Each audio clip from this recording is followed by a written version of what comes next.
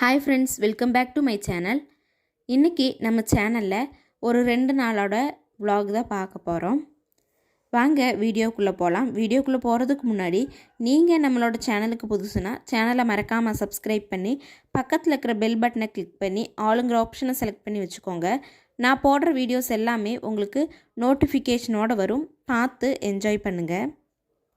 இது பார்த்திங்கன்னா Thursday மார்னிங்லேருந்து Friday morning வர உள்ள வீடியோ தான். இந்த vlogல ஃபுல்லாகவே நானும் அம்மாவும் சேர்ந்து தான் எல்லா வேலையுமே செஞ்சுருந்தோம். வீடியோவை ஸ்கிப் பண்ணாமல் ஃபுல்லாக பாருங்கள். ஒரு 2 நாளுக்கு முன்னாடி நான் ஷார்ட்ஸில் போட்டிருப்பேன். தோட்டத்திலேருந்து நிறைய கத்திரிக்காய் கிடச்சிது. அதை உப்பில் வேக போட்டுட்டு காய போட்டிருக்குறோன்னு சொல்லி வீடியோ போட்டிருந்தேன். அது நல்லா ட்ரை ஆன உடனேயே தயிர் எடுத்துக்கலாம். அதில் கொஞ்சமாக உப்பு மிளகாய்த்தூள் சேர்த்திட்டு இந்த நம்ம ட்ரை பண்ண வச்சுருந்த கத்திரிக்காயும் சேர்த்தி நல்லா கோட் பண்ணி ஒரு 2 மணிக்கூர் அப்படியே விட்டுறலாம். இது தயிரில் கோட் ஆகும்போது நம்ம ஃப்ரை பண்ணும்போது நல்லா மொறுமொறுன்னு இருக்கிறதுக்கு தான் இந்த தயிரில் போட்டு கோட் பண்ணுறது.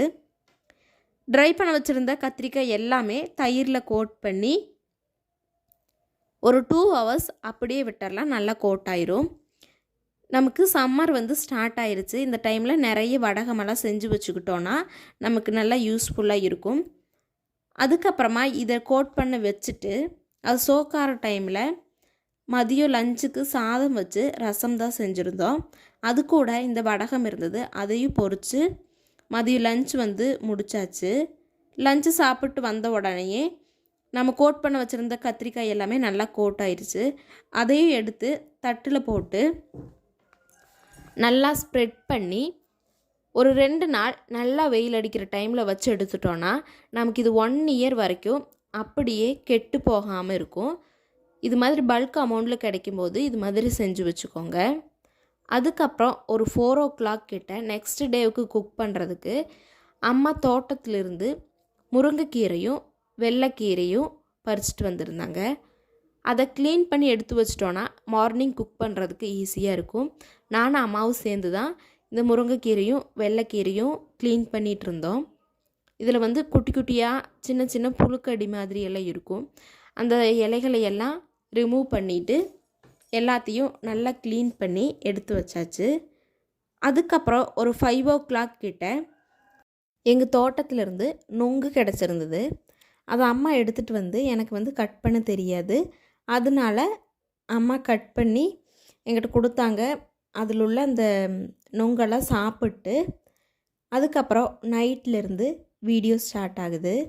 ஹாய் ஃப்ரெண்ட்ஸ், இன்றைக்கி தோசை சுட்டுட்டு அப்படியே அது கூட சட்னி செய்யலாம். சட்னிக்கு தேவையான பொருள் என்னென்னு பார்த்தீங்கன்னா கொத்தமல்லி, புதினா, அதுக்கப்புறம் பச்சை மிளகாய், வெங்காயம், தக்காளி.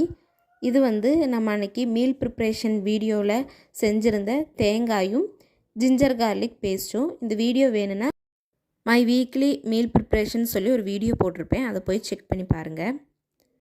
இது பார்த்திங்கன்னா வீடியோ அம்மா தான் பின்னாடி இருந்து எனக்கு எடுத்து கொடுத்துட்டு இருந்தாங்க. இந்த ரெசிபியும் கூட அம்மா தான் எனக்கு சொல்லி கொடுத்துட்டு இருந்தாங்க. அம்மா சொல்ல சொல்ல நான் அதே மாதிரி தான் செஞ்சிட்ருந்தேன். வீடியோவில் நான் பேசியிருந்தேன். பட்டு நாய்ஸ் அதிகமாக இருந்ததுனால தான் அந்த வீடியோ போடாமல் நான் வாய்ஸ் ஓவர் கொடுத்துட்ருக்குறேன். ஃபஸ்ட்டு நம்ம தோசையை ரெடி பண்ணிகிட்டே இருந்தோம்னா சைட் பை சைடாக நம்ம சட்னியும் ரெடி பண்ணிக்கலாம். ஃபஸ்ட்டு தோசை ஊற்றி ஸ்ப்ரெட் பண்ணி விட்டுடலாம். தோசை அங்கே ரெடி ஆகிட்டுருக்கிற டைமில் சட்னி செய்ய ஸ்டார்ட் பண்ணிடலாம். இந்த சட்னி நம்ம ஃபஸ்ட்டே தேங்காயும் ஜிஞ்சர் கார்லிக் பேஸ்ட்டும் செஞ்சு வச்சிட்டோன்னா சட்டுன்னு வெங்காய தக்காளி மட்டும் கட் பண்ணி அப்போவே இன்ஸ்டண்ட்டாக செஞ்சிடலாம். ஃபஸ்ட்டு ஆயில் சேர்த்திட்டு அதுக்கப்புறமா வெங்காயம், பச்சை மிளகாய் சேர்த்தி இது வணங்குற அளவுக்கு உப்பும் சேர்த்திக்கலாம். உப்பு போடுறது லைட்டாக அது வதங்கறக்கு தான். வெங்காயம் கண்ணாடி பதம் வரணுன்னெல்லாம் தேவையில்லை. 2 minute அப்படியே கொஞ்சம் கிளறி விட்டுட்டு அதில் தக்காளி சேர்த்திக்கலாம். தக்காளியும் நல்லா கொலைய வதங்கணுன்னு இல்லை. தக்காளி வதங்கிட்டுருக்கிற டைமில் நம்மளோட தோசை ஊற்றினதும் ரெடி ஆயிடுச்சு. தோசை நல்லா கிறிஸ்பியாக ரோஸ்ட் மாதிரியே வந்திருந்தது. இட்லி தோசை செய்கிறதுக்கான பேட்டரோட மெஷர்மெண்ட்ஸ் எல்லாம் வேணும்னா கமெண்ட் பண்ணுங்கள். நான் வந்து சேனலில் அப்லோட் பண்ணுற வீடியோ. தோசை வந்து ஒன்று ஊற்றி இதாக்கியாச்சு. அதை ஹாட் பாக்ஸில் போட்டுட்டு இன்னொன்று ஊற்றி வச்சிட்டோன்னா அதுக்குள்ளேயும் தக்காளியும் இந்த சைடு வந்து நல்லா வணங்கிருச்சு. அதுக்கப்புறமா இதில் சோம்பு சேர்த்திட்டு உடனேயே கொத்தமல்லி புதினா சேர்த்திக்கலாம். இந்த சட்னிக்கு மெயின் வாசனை கொடுக்கறது பார்த்திங்கன்னா கொத்தமல்லி புதினா தான். இதை வந்து ஸ்கிப் பண்ணாமல் கண்டிப்பாக ஆட் பண்ணுங்கள். அதுக்கப்புறம் நம்ம மீல் ப்ரிப்ரேஷனுக்கு ரெடி பண்ணி வச்சுருந்த ஜிஞ்சர் கார்லிக் பேஸ்ட்டும் தேங்காயும் சேர்த்திக்கலாம். ஜிஞ்சர் கார்லிக் பேஸ்ட்டு சேர்த்தன உடனே தோசையும் அந்த சைடு ரெடி ஆயிடுச்சு. அதையும் எடுத்துகிட்டு கடைசியாக தேங்காய் சேர்த்திக்கலாம். தேங்காயில் வந்து கை போட்டு எடுக்காதீங்க, ஏதாவது ஸ்பூன் யூஸ் பண்ணிங்கன்னா இது ரொம்ப நாள் அப்படியே இருக்கும். தேங்காயை சேர்த்திட்டு அப்படியே சூடு ஆற விட்டுடலாம். ஸ்டவ்வை வந்து நான் ஆஃப் பண்ணிட்டேன். அந்த சூட்லேயே தேங்காய் கொத்தமல்லி இதெல்லாமே நல்லா வணங்கிடும். சூடு ஆறுனதுக்கப்புறம் ஜாரில் போட்டு தண்ணியே சேர்த்தாம தான் இந்த சட்னி வந்து நம்ம ரெடி பண்ணணும். தண்ணி சேர்த்தனோம்னா இது வந்து குழம்போட கன்சிஸ்டன்சி ஆயிரும். அதனால தண்ணி சேர்த்தாமல் அடித்து எடுத்துக்கலாம். பாருங்கள், தண்ணி சேர்த்துலேட்னாலும் சட்னியோட கன்சிஸ்டன்சி வந்து கிடச்சிருச்சு. அதையும் எடுத்துட்டு இதில் வேணுன்னா நம்ம தாளிப்பும் சேர்த்திக்கலாம். அதுக்கப்புறம் தோசையும் சட்னி வச்சு நைட்டு டின்னர் கம்ப்ளீட் பண்ணியாச்சு. இது பார்த்திங்கன்னா நெக்ஸ்ட் டே மார்னிங்லேருந்து ஸ்டார்ட் ஆகுது. நெக்ஸ்ட் டே மார்னிங்க்கு சுண்டக்காய் குழம்பு வச்சு அந்த கீரை வந்து நாங்கள் க்ளீன் பண்ணி வச்சுருந்தோம் இல்லையா, அதையும் தான் செஞ்சுருந்தோம். ஃபஸ்ட்டு சுண்டக்காய் குழம்பு செய்கிறது எப்படின்னு பார்த்திங்கன்னா, ஃபஸ்ட்டு வந்து ஆயிலில் இந்த நமக்கு கிடச்ச சுண்டைக்காயெல்லாம் நல்லா வணக்கி எடுத்துக்கலாம். இன்னொரு கடாயில் ஆயில் ஊற்றிட்டு கொஞ்சமாக குருமிளகு, சீரகம், வெங்காயம், தக்காளி, பூண்டு இது எல்லாத்தையுமே வணக்கி வச்சுக்கலாம். அதுக்கப்புறம் குழம்பு ரெடி பண்ணுறதுக்கு எண்ணெய் ஊற்றி அதில் கடுகு, வெந்தயம், வெங்காயம், கருவேப்பிலை இது எல்லாத்தையும் நல்லா வணக்கிட்டு புளித்தண்ணி வந்து சேர்த்திக்கலாம்.